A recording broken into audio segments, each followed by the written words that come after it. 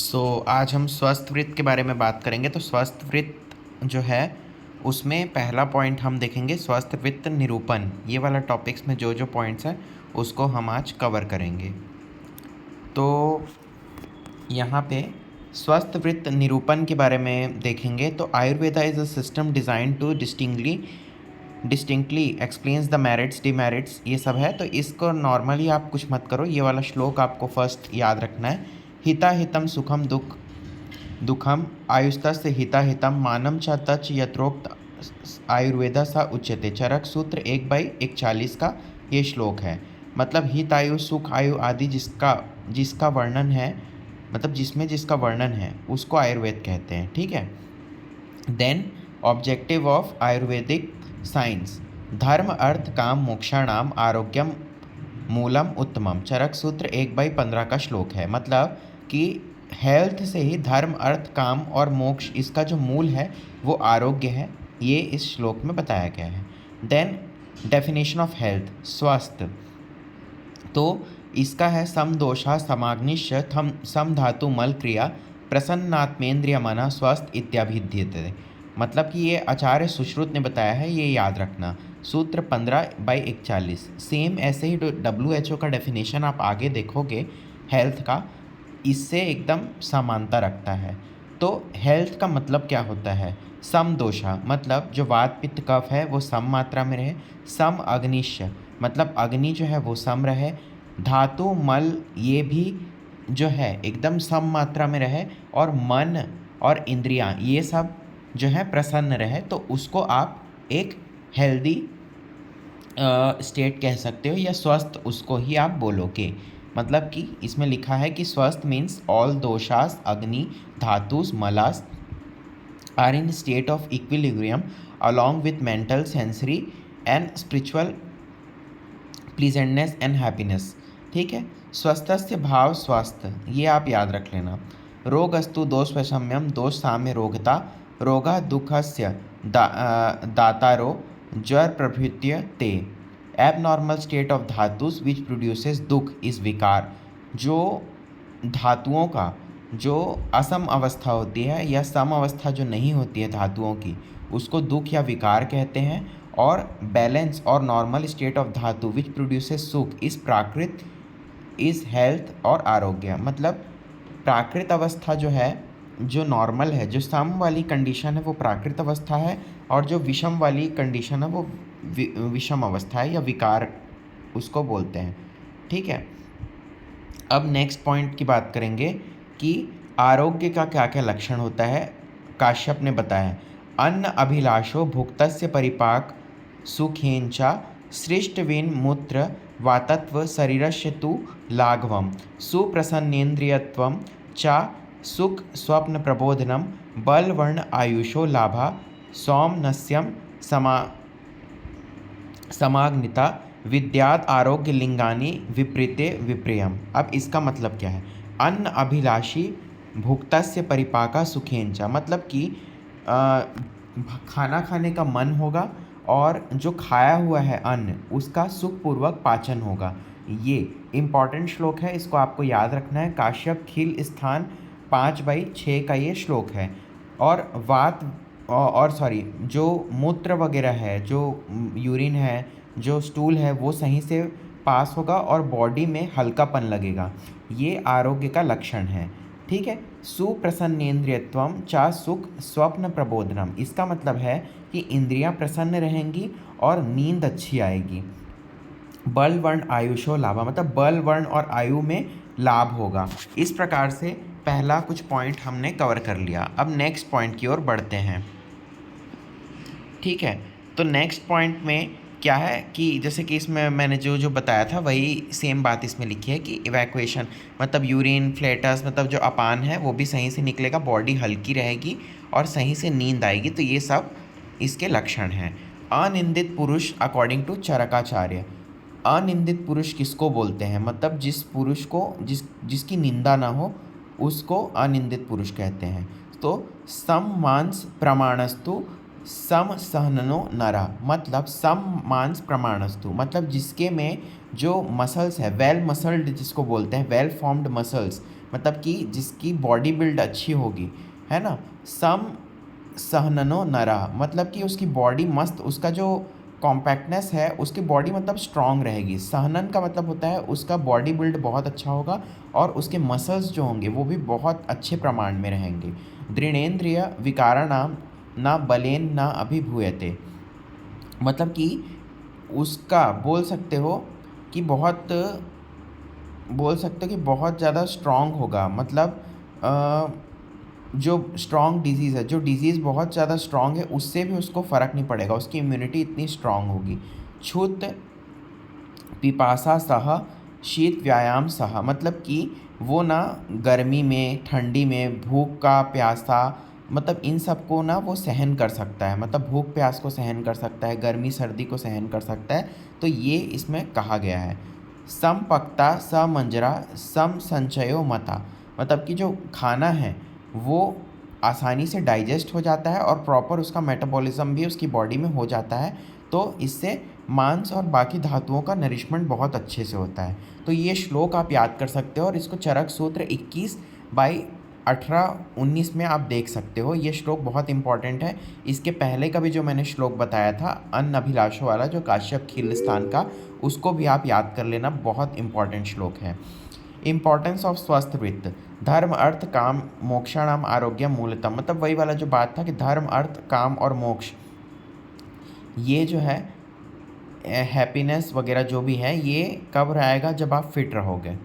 प्रयोजनम चा स्वस्थ से स्वास्थ्य रक्षणम आतुरस्य विकार प्रशमनम चा, ये तो आयुर्वेद का प्रयोजन है, इसको तो सब ये श्लोक याद करते ही हैं। चरक सूत्र 30/26, ये ना MCQ का भी एक बहुत इंपॉर्टेंट क्वेश्चन बनता है कि पूछ देंगे आपको कि जो आयुर्वेद का जो प्रयोजन है उसका वर्णन कहाँ पे किया है। चरक में सूत्र के 30/26, किसी को भी लगेगा कि यार चरक के सूत्र के अध्याय के पहले अध्याय में इसका वर्णन होगा, बट नहीं, ये 30/26 में इसका वर्णन है। ठीक है।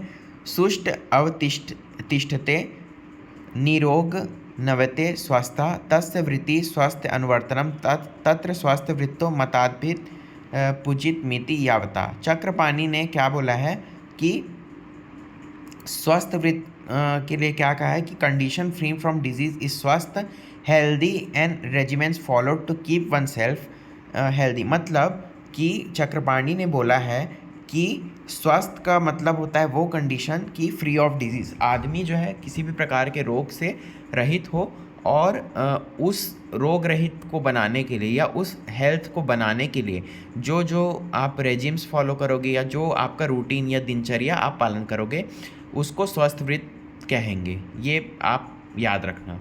ठीक है।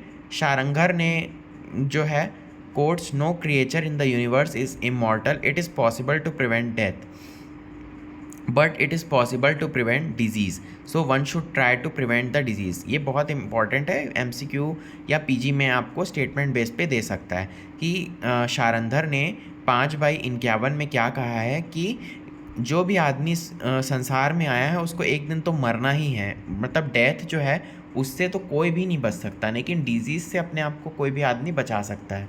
तो ये स्टेटमेंट शारंधर ने दिया था। अब आगे बात करते हैं चरक सूत्र 5/103 में कि person should perform such actions which are good for his bodies as the officer in charge of the city and charioteer in charge of the chariot protect city and chariot respectively.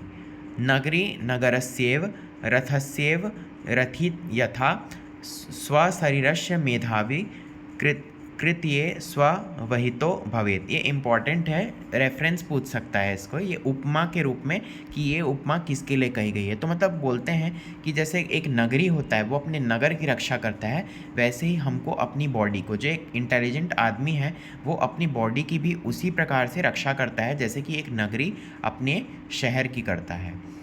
सर्वमनत्य परित्यज्य शरीर मनुपलाभ्यते तद भावो ही भावानाम सर्वभावा शरीरिणाम। इसका मतलब है कि चरकाचार्य ने क्या हेल्थ को मेंटेन करने के लिए कुछ बातें बताई है कि जो भी मतलब निदान परिवर्जन का बात मेनली इसमें किया है कि जो चीज़ें आपकी बॉडी के लिए अच्छी नहीं है उसको आप मत खाओ, और जो चीज़ें अच्छी है, जो रूटीन अच्छा है उसको फॉलो करो। तच्च नित्यं प्रयुज्येत स्वस्थं येनानुवर्तते अजातानां विकाराणाम् अनुत्पत्तिकरं च यत्। वन शुड रेगुलरली फॉर, मतलब वही वाली बात इसमें भी कही है। चरक सूत्र का 5/13 बहुत इंपॉर्टेंट है स्वस्थ वृत्त के उससे। अब भाव प्रकाश 5/1-2 इसमें क्या बताया गया है कि methods by which man can remain healthy always should be instructed by physician since health is always desirable by following dinacharya, nishacharya and ritucharya described for health of men but not otherwise. तो ये आप एक रीडिंग लगा सकते हो, उतना इम्पोर्टेंट आपके exam point of view से नहीं है, बट पीजी के लिए पूछ सकता है कि भाव प्रकाश ने मानवो येन विधि ना स्वस्थ तिष्ठति, ये कौन बोला है, तो ये भाव प्रकाश बोला है कि मतलब ऋतुचर्या, सॉरी निशाचर्या का वर्णन किसने किया है, तो भाव प्रकाश ने निशाचर्या को भी वर्णित किया है, ये आप याद रख लेना, इम्पॉर्टेंट है, एमसीक्यू में पूछ सकता है। नरो दिना दिनाचर्या भियो न वर्तते नित्यशा सा एव लभते रोगा तथा पथ्यम समाचरेत। One who does not follow the dinacharya and ratricharya regimens properly as stipulated in Ayurveda are likely to be infected with multiple health problems hence everybody. तो ये भी आप याद रखना, योग रत्नाकर ने भी रात्रिचर्या का वर्णन किया है, इन्होंने रात्रिचर्या बोला है और भाव प्रकाश ने निशाचर्या बोला है, ये आप याद रख लेना। देन आगे बढ़ते हैं कि हेल्थ की डेफिनेशन क्या है। तो जो हमने समदोषा समाग्निश समधातु मलक्रिया वाला देखा था, सेम वो पॉइंट यहाँ पे आएगा। Health is a dynamic process because it is always changing, we all have times of good health, sickness, ये जो भी है, ठीक है। इसमें क्या है, the constitution of World Health Organization which came into force on April 7, 1948 defined, ये डेट याद रख लेना, एमसीक्यू में आ सकता है, ठीक है। क्या होता है health, as a state of complete physical, mental and social wellbeing. Important line है, एज इट इज़ आपको याद रखनी है, WHO की डेफिनेशन है, सेम जो सुश्रुत वाली जो डेफिनेशन है उससे बहुत हद तक मेल खाती है, पूरी मेल खाती है बोल सकते हो आप।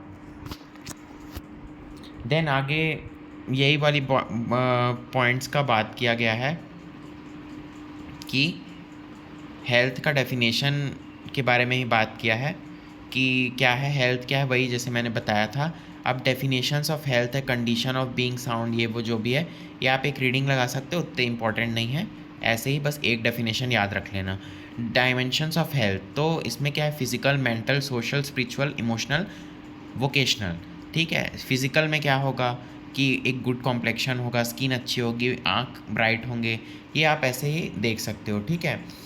मेंटल के मतलब क्या होगा कि किसी प्रकार के स्ट्रेस से आप नहीं वो होगे। सोशल का मतलब ये होगा कि आप प्रॉपरली घुलते मिलते होगे जब भी कहीं जाते होगे। तो स्पिरिचुअल का मतलब रिलीजियस कंसेप्ट नहीं है, लेकिन इसमें क्या होता है कि एक अच्छा जीवन जीने का जो है मनुष्य को, उसके पास कोई सिद्धांत, तो मतलब स्पिरिचुअल का मतलब ये होता है कि कैसे एक हैप्पी लाइफ को जिया जाए, ठीक है। इमोशनल का मतलब होता है कि अपने जो इमोशंस होते हैं, चाहे सुख हो दुख हो, उसको कंट्रोल करने में वो हो, है ना। वोकेशनल डायमेंशन मतलब ये क्या होता है, ऑक्यूपेशन से रिलेटेड होता है। ऑक्यूपेशन जो है वो फिज़िकल और मेंटल हेल्थ को प्रमोट करने में बहुत, अब जैसे जैसे कोई आदमी है वो सिटिंग जॉब कर रहा है तो उसका जो है डिजीज़ होने का चांस ज़्यादा है, और जो जैसे स्पोर्ट्समैन है फिज़िकल एक्टिविटीज़ ज़्यादा कर रहा है वो अपने आप को ज़्यादा टाइम फिट रख सकता है। देन पॉजिटिव हेल्थ भी है, ठीक है। तो पॉजिटिव हेल्थ भी वही वाला आप डाल देना, और क्या क्या पॉजिटिव हेल्थ को साथ देंगे, तो एक अच्छा इन्वायरमेंट, एक अच्छा न्यूट्रिशन, एक अच्छा सोशियो इकोनॉमिक स्टेटस, अच्छा मतलब पैसा भी होना चाहिए पॉजिटिव हेल्थ के लिए, ठीक है। ये पॉइंट्स है, इतना इंपॉर्टेंट नहीं है, नॉर्मल आप एक रीड लगा सकते हो, कोई बात नहीं है, ठीक है। उसके बाद है PQL1 does not measure economic growth, measure social, economic and political policies, ये आप याद रख लेना। Physical quality of life index, various attempts have been made to reach one composite indicator from a number of the indicators. Physical quality of life index is one such index जो infant mortality, life expectancy at age 1 and literacy, ये आप देख सकते हो। इसके base पे ही आप जो है किसी भी एक कंट्री का वो निकाल सकते हो कि कितना वहाँ पे फिटनेस है। बाकी उसके अलावा ऑब्जेक्टिव कंपोनेंट स्टैंडर्ड ये जो भी है उतना इम्पोर्टेंट नहीं है। स्टैंडर्ड लिविंग क्या होता है कि refers to expenditure goods we consume services we enjoy. Standard of living का मतलब कि आपका रहन सहन का जो तरीका होता है, जो आप खर्चा करते हो, जो आप चीज़ें खरीदते हो, जो सर्विसेज का आप इंजॉय करते हो उससे। अब ह्यूमन डेवलपमेंट इंडेक्स क्या है, ये क्या है, life expectancy at birth, adult literacy rate and means income, ये सब को ह्यूमन वगैरह वाला जो है पॉइंट कवर करता है। तो इसमें अब ये है, इतना इम्पोर्टेंट ये वाला नहीं है, तो आप ऐसे ही देख सकते हो।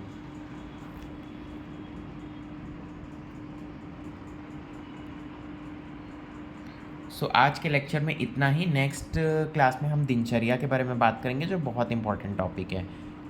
Thank you.